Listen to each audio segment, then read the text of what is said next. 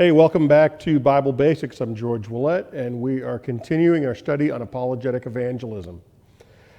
Again, this idea of using the evidence that we have, the hope that's within us, and we go and share the gospel good news of Jesus with everyone we meet. And we need to remember that whenever we're sharing the gospel, we're sharing the good news, whenever we give answers to people's questions, we need to remember always we're answering a person, not just a question. I think a lot of times in apologetics, I know in the past I've fallen into this trap and I've needed to train myself out of it, is I'm not trying to win an argument. I'm trying to share truth and bring transformation. I'm wanting this person to see Jesus and be saved. And that's more important than me always, getting into an argument with them. Like all of a sudden I feel like I'm in conflict with this person and I'm not. I'm just sharing the evidence that I have. If it's convincing, it's convincing. If it's not, that's not on me. But I'm not going to present the gospel well if I'm always fighting with people. And I think it's easy to get into this thing where you want to argue back and forth. So that's not what we're going to do. And so we've talked a lot about what evangelism is and what apologetics are. And we're trying to then put it into practice, into action. That's this whole idea of this current study. We talked last week about the different types of people. There's just generalizations, and I know generalizations can be dangerous. But it just helps us to think before we go out there the kinds of people we're going to meet and talk to, and what are some things we can be thinking about to be more effective. So today we want to talk about the religious. Well, what does that mean? The religious, we said last week, they misunderstand the nature of God. They often rely on religious practices, on ceremonies, on rituals for salvation, so that they have this very different understanding of God as we see it in the Bible. And when we're talking to them, we just got to be aware of their starting point. So what do we mean by religion? Very general definitions. A system of faith and worship. Now understand, you can disagree with them, but when we're talking about these kinds of people, they do have a faith. We think it's placed in the wrong places, and they engage in worship. And that may look kind of similar to us. It may look very different, but we want to always be aware and respectful of when I'm talking to them. I'm just sharing with them what I know. I'm sharing, again, truth. And what do we mean by religious? These are people who actually believe in a religion. And they actually are living their life in a way, they're faithful to the teachings, to the expectations of that religion. So those are religious people. They're sincere. They can be authentic. And I don't want to always just be so aggressive when talking to them that I'm not able to influence. So there's a couple of different types of words I want to share with you. First is monotheism. That is when you believe there's just one creator God. What falls under monotheism is Judaism, Christianity, and Islam, the Abrahamic faiths. They all share some things in common. But as Christians, again, we know that God has revealed himself in the Bible and that we are attempting to share the person of Jesus, this member of the Trinity, with other people. Judaism and Islam, neither one believe in the Trinity, and they do not believe that Jesus died an atoning substitutionary death to pay for my sins, your sins. All other religions will fall underneath what's called polytheism or pantheism. That is either a belief in many gods, or pantheism is God is kind of in all things. Everything is divine, everything is holy, and there is this larger connection in the universe. Religions that fall under these are anything else. Again, Hinduism, Greco-Roman mythology, Taoism, traditional Native American and African religions, animism, currently New Age religions, Wiccans, neo-paganism, they all kind of get into the same area of thinking very differently, that there is not an immanent, personal God who has created us all and is invested in us, cares about us, and is trying to talk to us. That just gives you a general idea. Now, I share that with you because, for one, I want you to know that you're not responsible to know every religion and be able to refute every single thing that they say. There are people who are experts in world religions and can do a good job of explaining each and every one of them, but that's not all of us. We're called to give the hope that is within us for Christianity, for faith in Jesus Christ.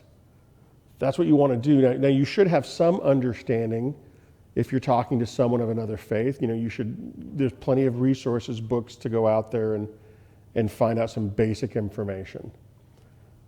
But these people have an existing belief in something. And the best place to start, even more than going and studying, is to start conversations. You have a neighbor that believes differently, that has a different religion. You can just talk to them. You can ask questions.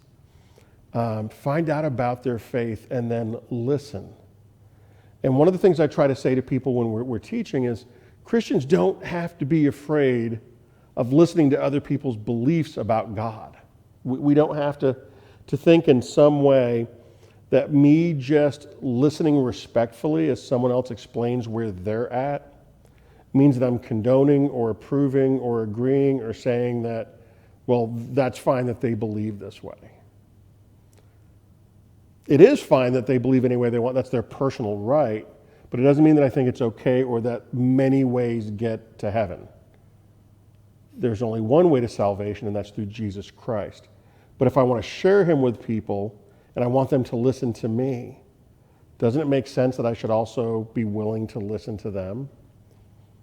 I'm secure enough in my faith. I am confident in God. I'm not afraid of listening to other viewpoints and considering and discussing. And then I can have more impact by sharing what I know about God. We have to be ready to answer questions also, though. What are we going to have to answer? Be ready to answer about the creation of the universe. I mean, all religions ultimately are going to have something to say about where everything came from, why anything exists rather than nothing. And for Christians, and we've talked about this in our apologetics study, general revelation, how the evidence of science, the evidence in the world around us, in the created world, actually points us back to God.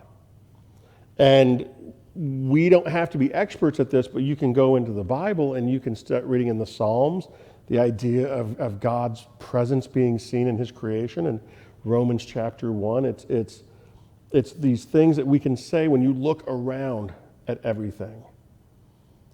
It really does kind of seem like everything is orderly, organized, that there is a creative mind behind it.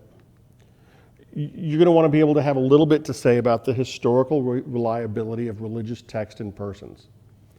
All religions are going to have some sort of writing or even oral history to it. Is it historically reliable? We've talked in detail about how the Bible is reporting history. It does a lot in the Bible. I mean, there are poems in the Bible, there are analogies, there's parables, and there's also history. And you can go back and you can compare historical evidence in non-biblical books, but you can also go back and look at the manuscript text itself and say, this is why we can trust the Bible we have today. Can other religions have that same confidence in their text? Does what they teach line up with what is seen in the natural world? Are the peoples they're talking about in these religious texts grounded in historical fact? That's a conversation that is often interesting with people that have a different worldview, a different religious worldview than we do. And it can bear a lot of fruit. Salvation. How are you saved? Do you need to be saved? What are you being saved from? Why is Jesus the only way to salvation? There are some religions that don't carry the same idea of heaven and hell the way Christianity does. And salvation looks very different for them, that you are working out things. In reincarnation, there's life after life after life, and depending on the kind of person you were, you either get closer to some divine status or further away. There's this letting go of ego and letting go of desire that brings oneness with the universe. I mean, there's all these different beliefs, and we can talk about what makes sense and why Christianity, from a philosophical and religious point of view, makes a lot of sense, and why it's so different than every other religion. Then judgment. Again, like I said, there's religious people out there that are following a system that doesn't believe in judgment.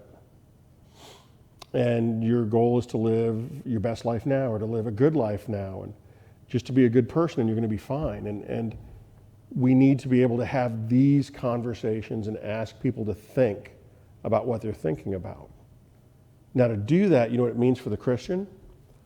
We have to be willing to think about what we're thinking about.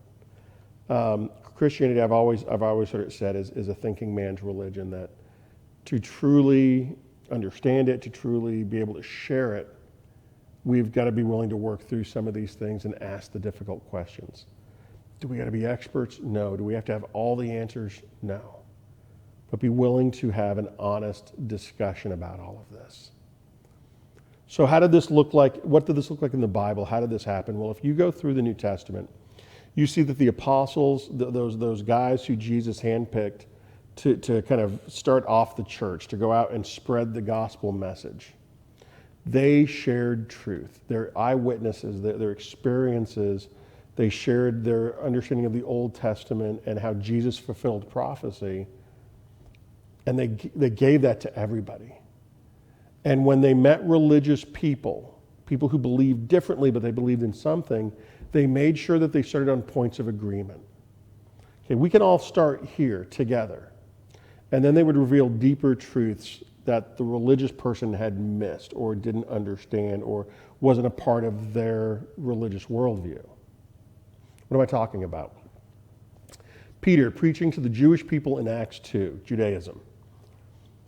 They did not and do not believe that Jesus is the Messiah, that he is the Christ, that he is part of a Trinity, the one God, three persons, one what God, three who's, Father, Son, Holy Spirit. We've talked about that in our doctrine class. You can go back and watch that video. So how did Peter, when he's preaching this very first gospel sermon on the day of Pentecost, what did he do? People of Israel, listen.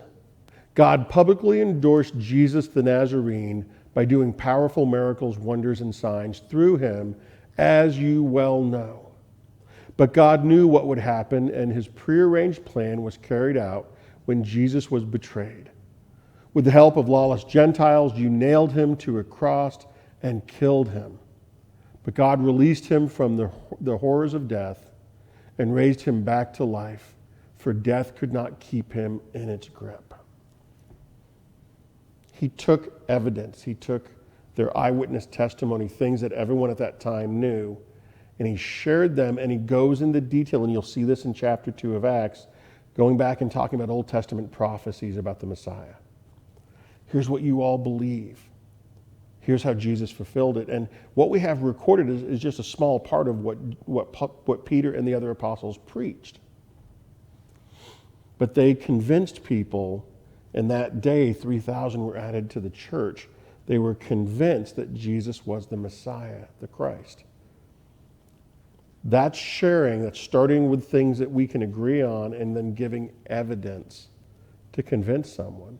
But it's all over the book of Acts. It's all over the New Testament. You can see this. But another one is Paul then goes and preaches to polytheists in Athens. He goes to a very Gentile area, Athens in Greece. It's the city that is known for its pursuit of knowledge. People would gather together just to talk. Place I'd really love. They would debate and argue and talk about deep subjects. And he's trying to go and talk to people about the truth of Jesus, and this is how he does it. So Paul, standing before the council, addresses them as follows. Men of Athens, I notice that you are very religious in every way. For as I was walking along, I saw your many shrines, and one of your altars had this inscription on it, to an unknown God. This God to whom you worship without knowing is the one I'm talking to you about. To effectively use evangelism, especially in an apologetic way, Paul made sure to know who he was talking to. He looked around the culture. He looked around what they were doing, saying. He was listening. He was asking questions, and he saw this shrine to an unknown God. And he knew he had a place to start with them. My experience in the Christian churches in America, around the world, in the age we live in, is too often when we're trying to share Jesus, we start off by demanding people come to where we are and then listen on the level that we want them to. Instead of going to them and meeting with them and just having discussions, friendly debates, wanting to have the privilege and the honor of sharing the gospel good news of Jesus Christ with people for their good, so they might be saved and that God may receive the glory. That's the heart of what we're talking about in talking to all of these people. Having a heart for evangelism is having a heart for people. It's having a heart for God.